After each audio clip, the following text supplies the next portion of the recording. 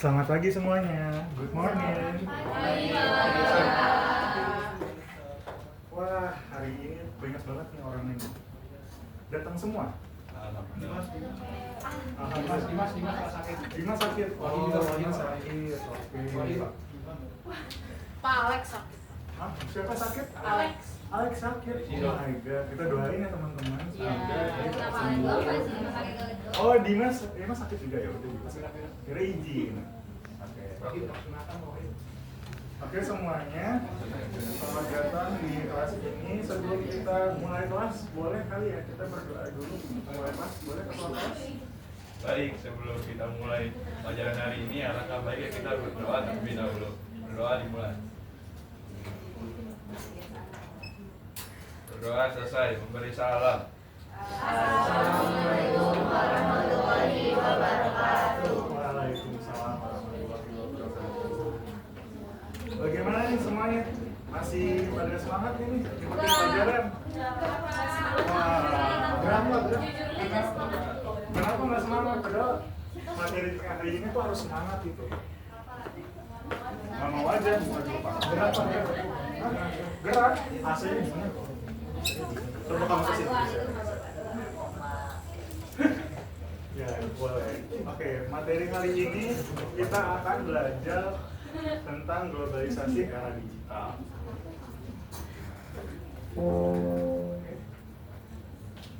Oke.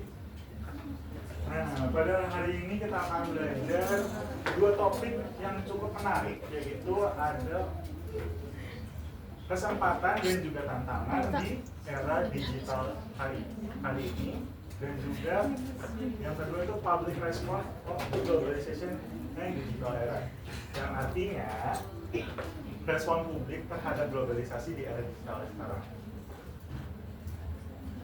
Nah, part yang pertama, opportunities and challenge. Ada yang tahu artinya apa? Oh, orang Indo, berarti saya orang Indo ya. Betul banget, Cici tadi apa? Teman-teman tolong dengerin temennya ya. Kesempatan dan tantangan di era digital. Oke, betul sekali, kesempatan dan tantangan di era digital. Kita next ya. Nah, pertama-tama kesempatan dulu nih. Opportunities in this era. Nah, kesempatan di era digital sekarang itu ada yang namanya social media platform. Nah, social media platform, siapa aja yang pakai social media platform di sini? Saya yakin semuanya pakai. Wah, banyak yang pakai, bagus. Ada yang pakai Instagram? Saya. Facebook kok, Facebook.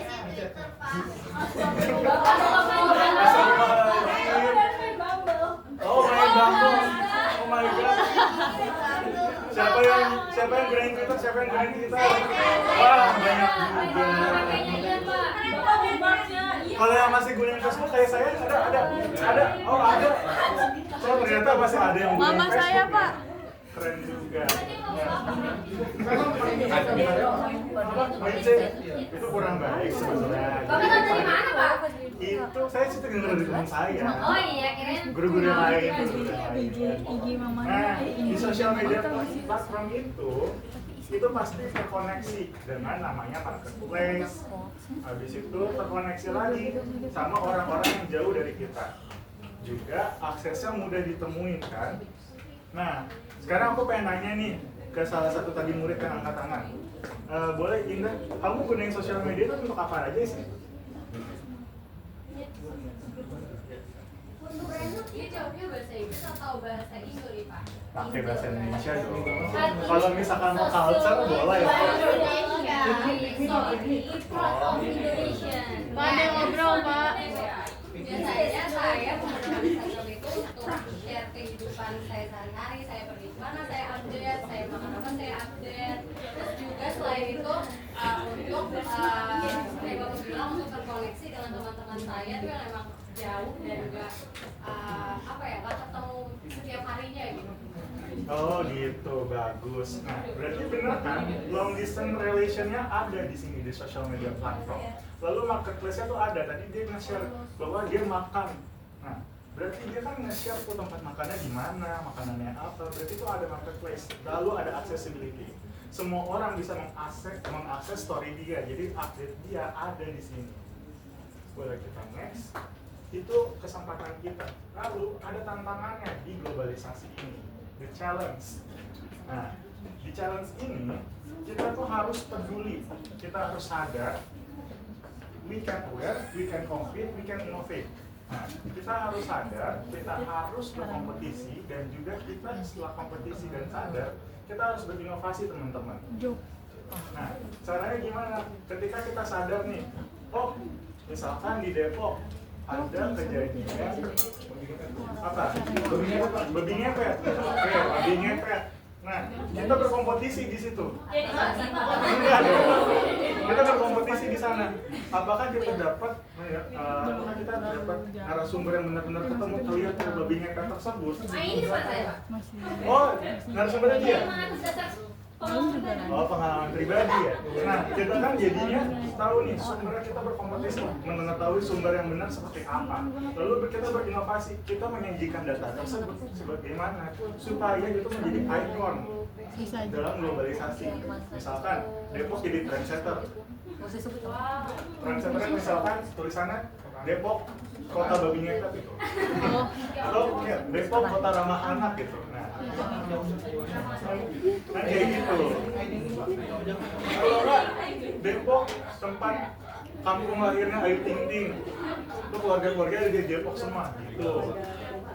Jadinya tuh ada tagline-nya, kalian bisa menjadi trendsetter, kalian bisa menjadi agen perubahan. Nah, globalisasi sudah ada di Indonesia sejak lama sekali. Dan kita nggak tahu caranya mengetahui kesempatan kita dan juga tantangannya itu apa aja. Nah, kita akan lanjut ke materi yang kedua, public response atau respon publik terhadap globalisasi di era digital ini. Kalian pernah nggak ngerespon di media sosial? Kalau misalkan, ya ada nih menjadi influencer ngomong kayak gini, influencer kayak ngomong, merek ini bagus ya, ini bagus ya. Tapi ada yang bilang, aku nggak cocok pakai itu, ada merkuritnya, ada apa gitu, segala macam. Itu namanya public response, guys. Kita next lagi. Nah, di sini ada pro dan kontra. Pro dan kontra itu didasari oleh beberapa faktor. Faktornya itu ada 5, teman-teman. Ada yang bisa bacain? Faktornya apa aja? Ekonomi, culture, identity. Bagus sekali. Yang pertama itu ada ekonomi dan culture. Kita akan next slide. Economic and culture. Nah, di sini ada 2 gambar nih. Bapak minta kalian perhatikan ke depan dulu dan menganalisa. Nanti Bapak akan tanya kepada 2 orang untuk mendeskripsikan gambar pertama yang ini, gambar yang kedua yang sana. Oke, menurut kalian dengan tadi penjelasan Bapak, itu ekonomi dan culture itu berpengaruhnya tentang apa aja sih? Atau kalian tentang gambarnya itu? Bapak, saya mau jawab yang gambar. Oh boleh, udah ada yang mau jawab. Boleh Nai? Jadi kalau yang saya lihat, gambar pertama itu menggambarkan beberapa orang yang lulus dari sekolah atau perguruan tinggi. Nah, saya menyimpulkan situasi ini, beberapa orang itu dapat memberikan pendidikan yang baik dan di masa depan mereka memiliki visi untuk menjadi orang yang lebih baik. Nah, ya udah itu aja Pak. Oke, benar. Jadi economic dan culture-nya itu di gambar pertama mendeskripsikan bahwa pendidikan yang dari Nai itu, pendidikan itu dapat membawa orang memiliki visi yang terarah. Sedangkan di gambar yang kedua ada yang bisa menjelaskan? Saya mau. Oke, silakan Davina.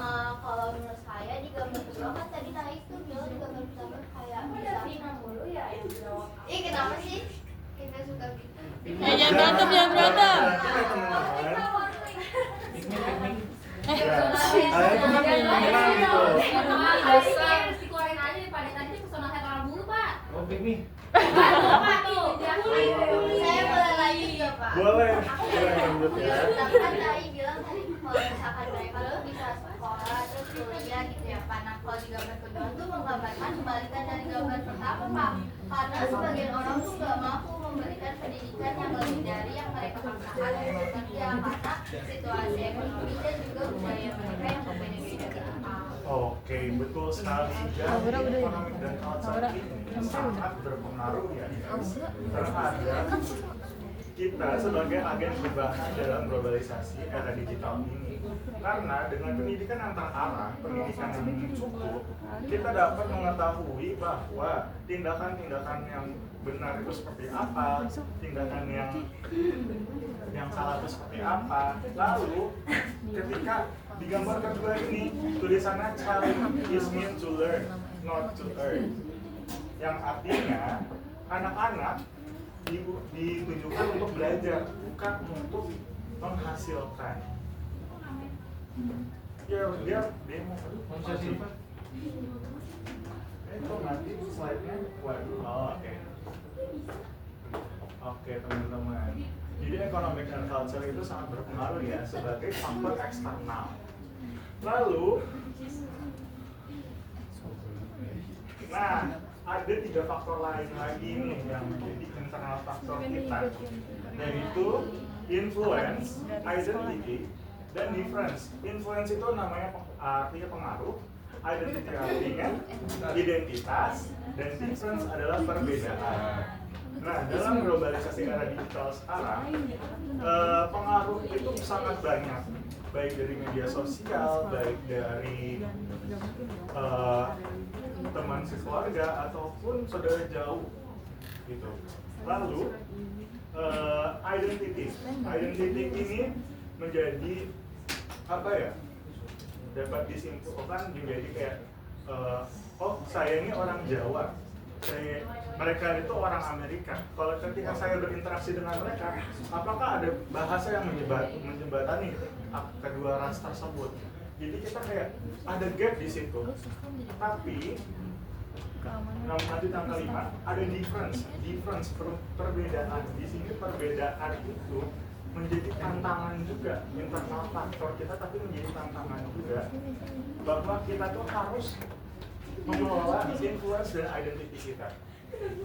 Contoh, misalkan di sini ada saya sebagai guru, influencer pada kalian harus mendengarkan ceramah saya ataupun penjelasan dari saya. Lalu, kalau untuk identitas, misalkan ketua kelas tadi kan Mbak Ir ini orang Jawa misalkan, orang Tangerang.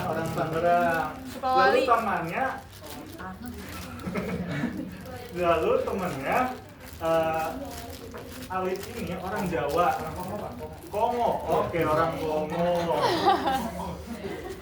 Ternyata diversity-nya kuat ya di sini, global banget. Nah, jadi ketika mereka bertukar pikiran pasti ada identitas yang ditukar di situ. Ada identitas yang benar-benar bertukar pikiran. Kalau misalkan dari kan Tangerang itu termasuk Indonesia ya, Kongo itu negara lain gitu ya. Mereka di sana exchange culture. Culture banget Pak. Dia bertukar budaya, bertukar pikiran. Jadi seperti itu. Lalu difference itu mengontrol semuanya.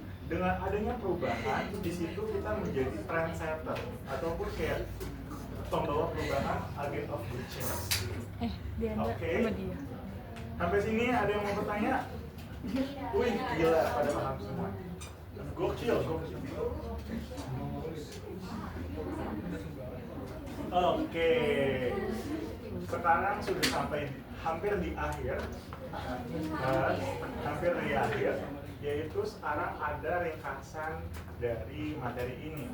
Globalization is come from many factors. So we as educated person has to overcome this with innovative solution and courage to be agent of good change. Aduh, apa Artinya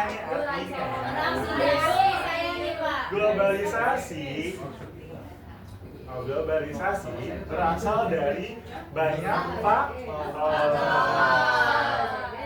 Jadi kita sebagai orang yang sekolah atau yang teredukasi, kita harus menghadapi ini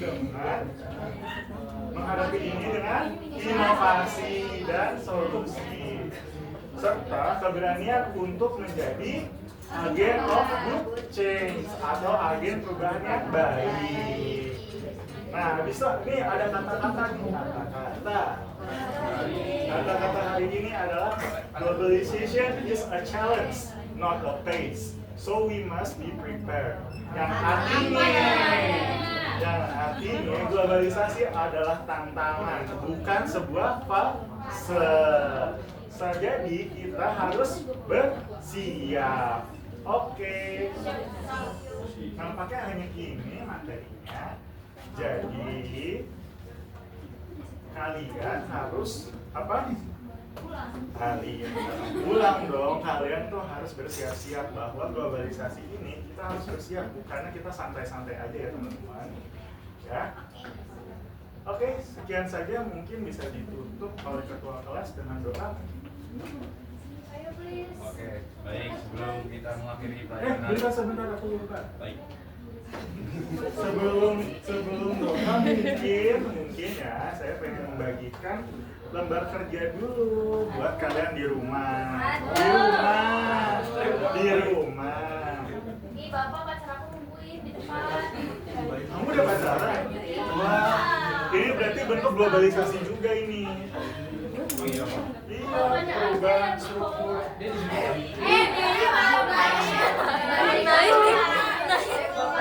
kelompok yang laki-laki ya.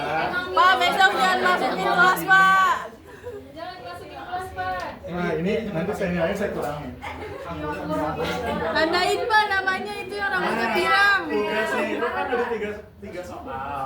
Kalian harus wawancara di situ dan menanyakan dampak globalisasi di era digital ya teman-teman. Tergantung, kalau misalkan kalian nanyain bule, jawabannya bahasa Inggris dong. Kalau misalkan nanyainnya orang lokal, This is Indonesia, Pak. No English, no USA. kalau nanya ke diri sendiri nggak boleh, nanti bias penelitian. Mungkin boleh dilanjut dengan doa pulang teman-teman. Siapin, Pak. Iya, disiapin sekarang. Ayo dong. Oh, boleh kalau jago pengen.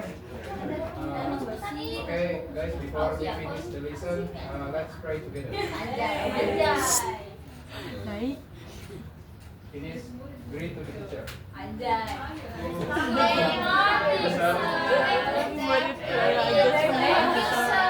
Okay, class, thank you for your attention. Bye.